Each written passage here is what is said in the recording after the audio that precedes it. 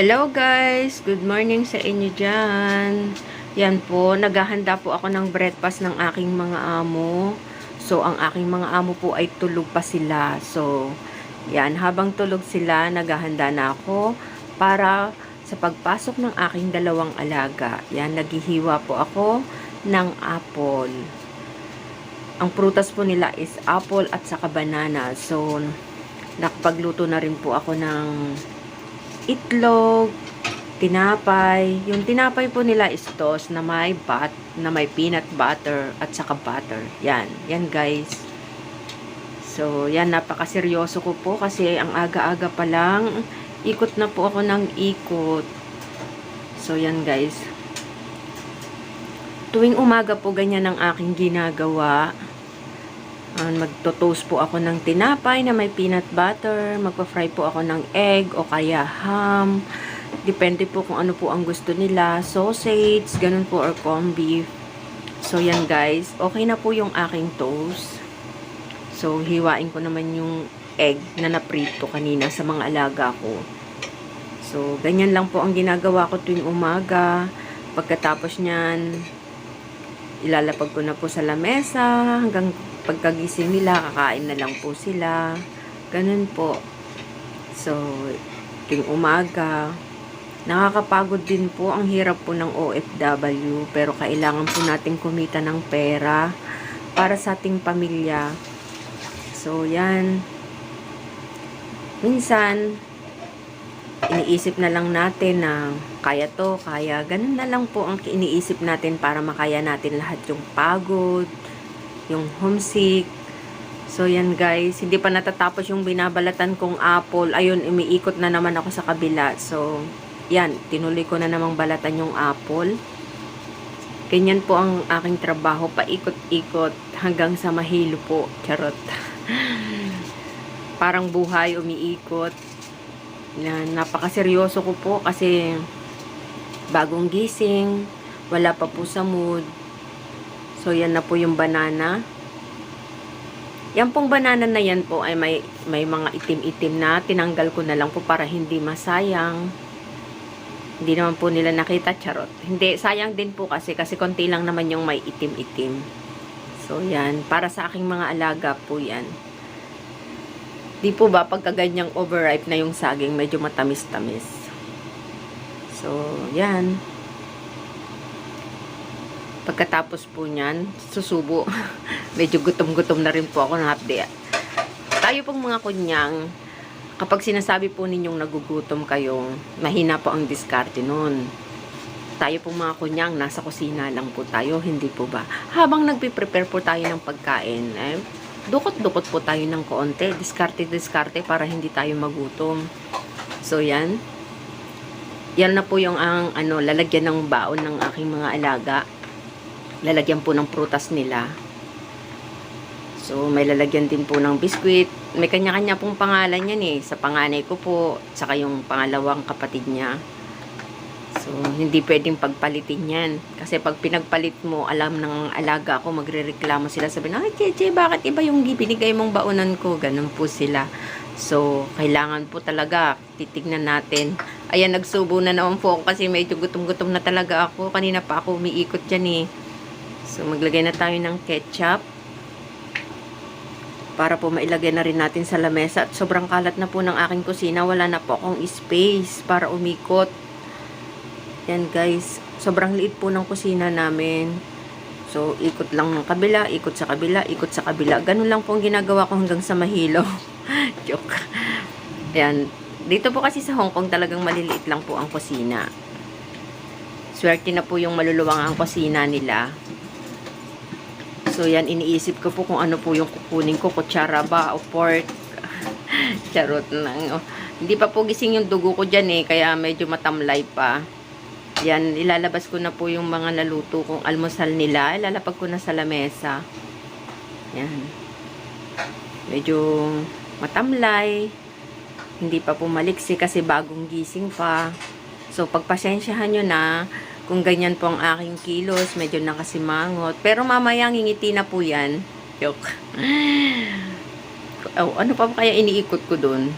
May sinilip yata ako dun eh. Yan. Bumalik na po. Oh, medyo ngumiti na po ako dyan. Nagpa-cute. Joke lang. Ayan na po. So, lalabas ko na rin po yung mga prutas na aking hiniwa. Ngayon po, natapos na po yan. Ihahanda ko naman po yung mga gamit ng mga alaga ko sa pagpasok. So, papasok po ako sa kwarto. Mamaya, ihahanda ko po yung mga gamit ng mga alaga ko. Damit, ganun, sapatos, mga toothbrush ng alaga ko. So, nakakahilo po talaga pag gising mo sa umaga. Hilong na po talaga ako. So, pagdating na ng paglabas na po nila, yun, saka lang po ako makakaupo saglit, tapos sabay linis. Ayan, punas-punas po sa mga talsik ng mantika. So, yan guys. Tiis-tiis lang po. Sabi nga nila, kapag may tiyaga, may nilaga. Nalaga na po yung mga saging. Ay nako, Diyos ko. Yan po, maghahanda na po ako ng damit ng aking alaga. Yan. Tatabi ko muna yung blanket na aking nilabahan kasi paharang-harang po siya dyan. Hindi po maganda ang ating peslak. So, kailangan po makita ang ating ganda. Joke. Ang simangot na po mukha. So, yan na po yung uniform ng aking mga alaga. Dalawa po sila. Pareho po sila ng school. So, pareho po ang kanilang uniform. So, yan. Minsan na pagpapalit ko po talaga ang ano nila, gamit nila. Nahihirapan po ako minsan kasi halos magka-size po. Wala rin namang pangalan. Kaya minsan ang tagal-tagal ko pong tinitignan kung kanino yun. Kaya tinatandaan ko po yung mga kulay. Minsan nakakalimutan ko. Yan, kumuha na rin po ako ng medyas. Mga alaga ko. Nakalimutan ko pa nga po dyan yung bib nila. Saka yung towel na gagamitin nila sa school. Kaya binalikan ko pa. O yan, ihahanda naman po natin ang toothbrush nila kasi pag gising nila, magtutoothbrush na sila. Dalawa po sila, kaya dalawa yan. So, yung bunso, tinutoothbrushan ko pa, pero yung panganay, nagtutoothbrush na siya ng sarili niya. So, yung bunso po, ang hirap toothbrushan, nakikipag-away po talaga ako pag tinutoothbrushan ko siya, grabe. Grabe po siya umiyak, grabe niya po ako itulak, pero kailangan pong toothbrushan yung ipin. So, pag ayaw po nila ng ganun, di sila ang mag-toothbrush ng anak nila. Hindi naman po nila kayang toothbrushan eh. So, yan din po yung towel. O, panghilamos po nila yan. Yan po ang ipupunas nila sa kanilang muka. Hindi po sila nagsasabon ng muka. Hilamos lang po ng towel. So, pupunasan lang po pala ng towel. Namamali-mali na tayo, guys. So, yan.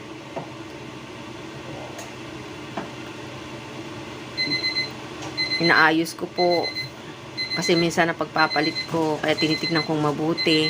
So, ngayon naman po, gagawa naman po ako ng gatas ng alaga ko. Kasi pag gising po nun, kailangan niya pong dumede sa bote. Naghahanap po siya ng milk. So, kailangan nakatimpla na rin po yan pagkagising ng alaga ko.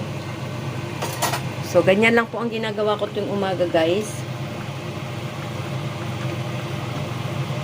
Tapos pagkagising na po nila, aasikasuhin ko na rin po sila.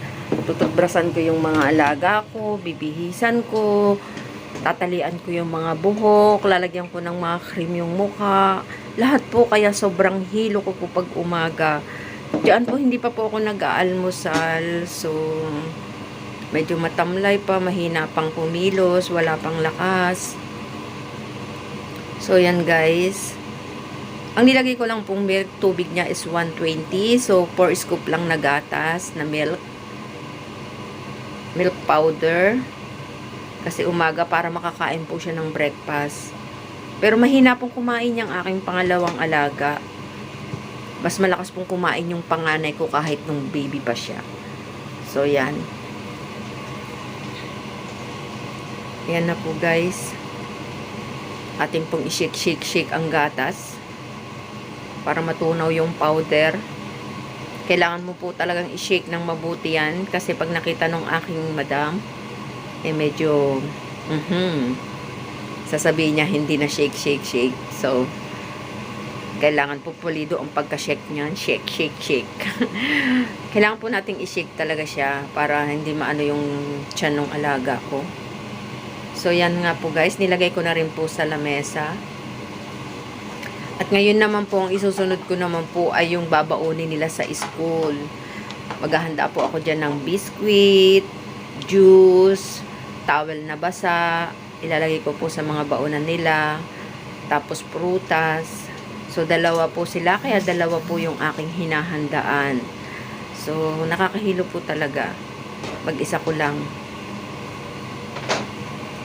So, yan guys. Yan nga po, umakyat po ako, tumungtong po ako sa bangkos kasi kinulang po tayo ng height. Kasi kumain po ako ng Star Margarine, expired po pala yun. So, ganyan na po ang aking height. So, medyo tungtong sa upuan para maabot yung gustong abutin. Parang buhay. Yan, nilagyan ko po ng chocolate. Yung ano bang pangalan yan? Yung may berber.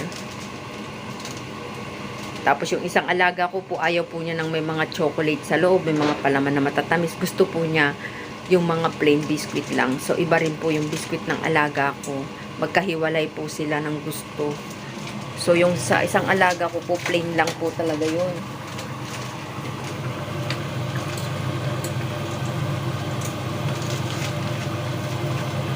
So, ayan. Ginugupit ko na nga po yung plastic ng biskuit ng alaga ko. Kasi, bawal din pong kagat-kagatin dyan. Pero pag sa Pilipinas po ay, pag binuksan po natin yan, kagat-kagat lang po yan gamit ang ipin. Dito po medyo maselan-selan Kaya so, ganyan na. Pakipakita lang po natin konti, medyo malinis-linis naman ng konti. So, yan guys. Talagang umaga pa lang hilo na. Yan na po yung breakfast na ginawa ko. Yan na rin po yung mga damit na inhanda ko para sa mga alaga ko. Sapatos, toothbrush, at saka yung baon nilang sa school. So, ngayon guys, baka pwede na rin po akong kumain bo. Ayan na rin po guys ang aking almusal. So, natapos ko na po ang work ko. Makakapag-almusal na rin po ako guys. Thank you for watching guys. Love you.